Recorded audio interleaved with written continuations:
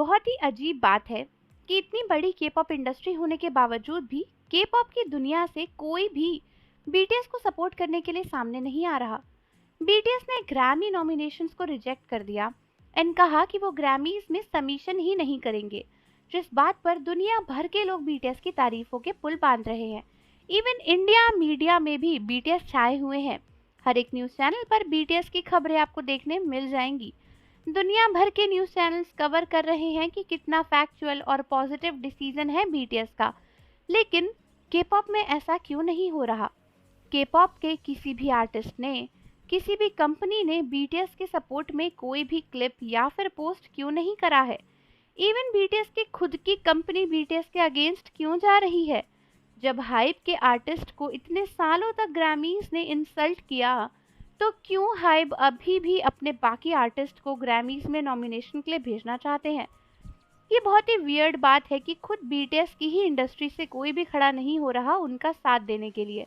इतने दिन हो चुके हैं बीटीएस को ये अनाउंस किए हुए, लेकिन अभी तक किसी भी के पॉप आर्टिस्ट ने या फिर किसी भी के पॉप कंपनी ने, किसी भी के पॉप एक्टर ने या फिर उस पूरी इंडस्ट्री में से किसी ने भी बीटीएस के सपोर्ट में एक पोस्ट भी नहीं डाला है, जो कि बहुत वियर्ड है।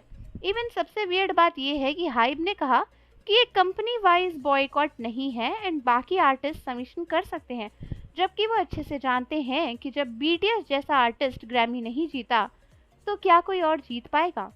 ये तो बहुत ही वियर्ड बात है, क्योंकि जिस तरीके से बीटीएस को साइडलाइन करने के लिए एशियन कैटेगरी बनाई गई है, क्या उसी एशियन कैटेगरी का डिस्क्रिमिनेशन बिग हिट के बाकी आर्टिस्ट को नहीं झेलना पड़ेगा?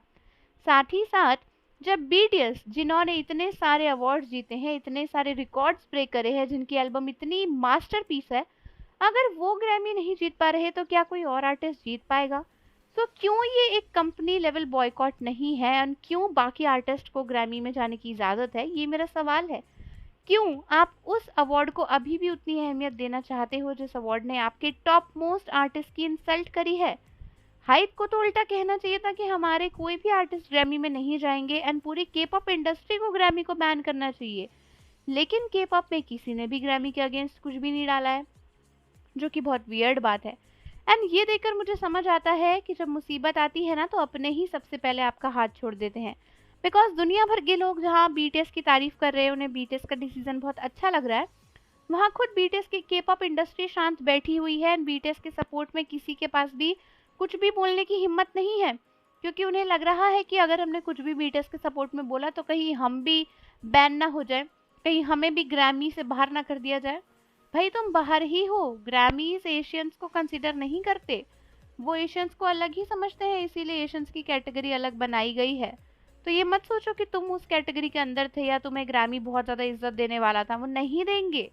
सो मुझे लगता है कि के पॉप इंडस्ट्री को भी बीटीएस को सपोर्ट करना चाहिए, ऑल दोनों ने अभी तक तो नहीं किया है। लेट्स सी आगे कुछ होता है कि नहीं।